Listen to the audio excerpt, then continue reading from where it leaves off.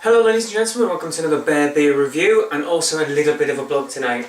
So if you follow me on Facebook or on Twitter, you might have seen that it's been kind of alive at the moment because I have just landed myself a job in a brewery. So I am absolutely over the bloody moon. I've been helping out Castle for about just over 3/4 of a year, maybe like 9-10 months, something like that. But I've been home brewing for years. I've always wanted to get into the brewing industry, and then lo and behold, a few miles down the road in Elvington, just outside of York, I see a little job pop up for an assistant brewer's position. I applied, and cutting all the crap out of the middle, I am now an assistant brewer at the Hop Studio in Elvington in York.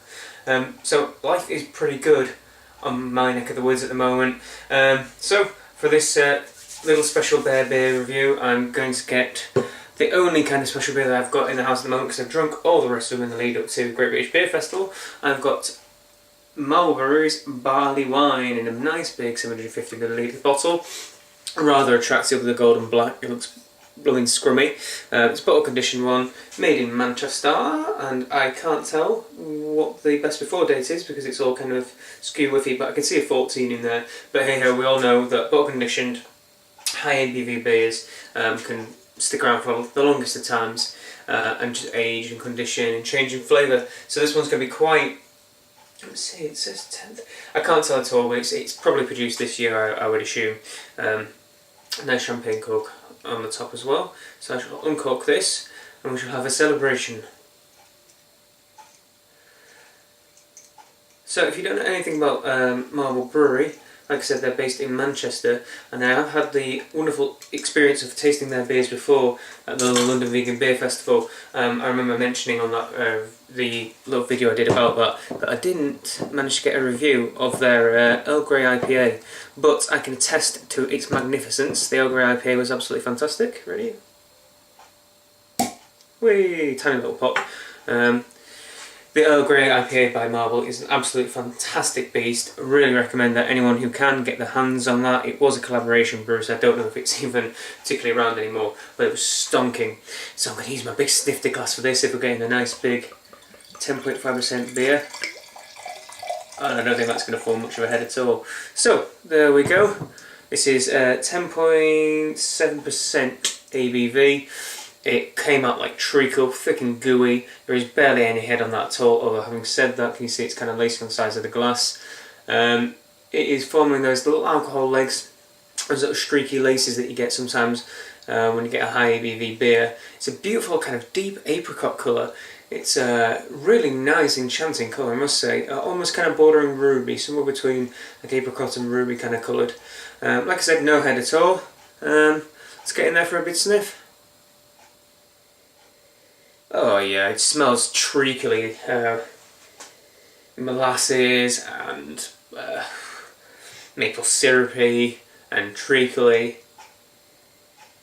And just warm and enticing. It just genuinely smells like a nice, freshly mashed wort. It just smells so full of sugars and warmth. I mean, you just smell it on the nose, the alcohol as well. The way it kind of burns the back of the nostrils. This is going to be such a warming drink for a nice hot sunny day. What better to try than a 10.7% barley wine? I look at the way it's just lacing on the side of the glass. It's magnificent. You know, it has no head. It has absolutely no head, but it's still leaving like fizzy, bubbly residue on the side. I mean, there's not a huge amount in the way of carbonation going on inside the glass either. Oh god, it's just dominated. The smell's dominated by those malt flavours. It smells absolutely spiffing. So without further ado, cheers.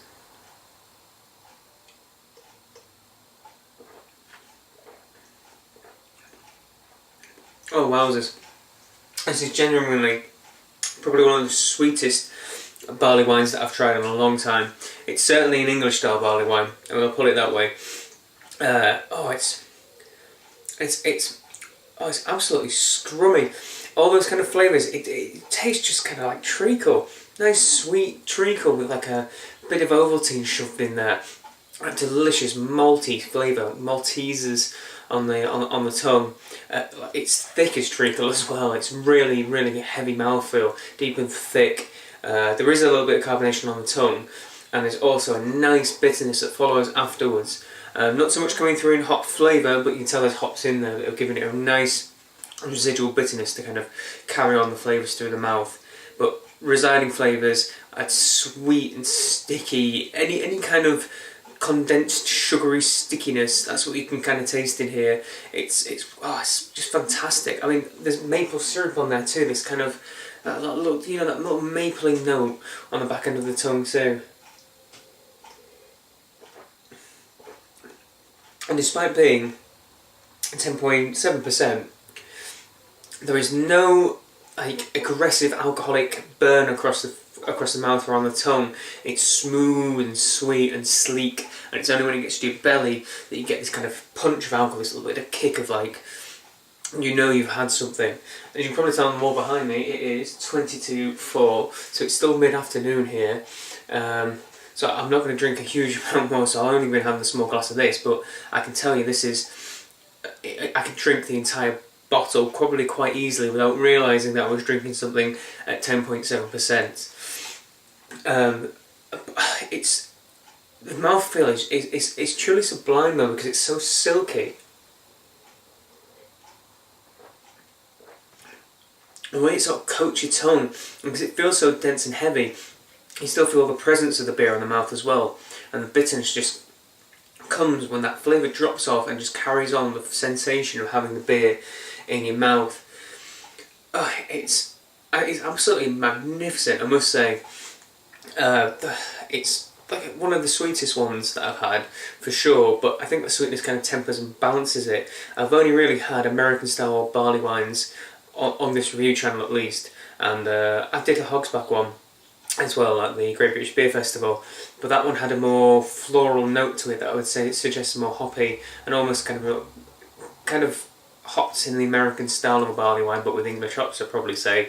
Well, this one's definitely all about the malt, without being a dark porter or a stout. So it's not touching those chocolate and coffee notes. It's still remaining in the sweet molasses and toffee and crunchy bars and Maltesers sort of range of the spectrum.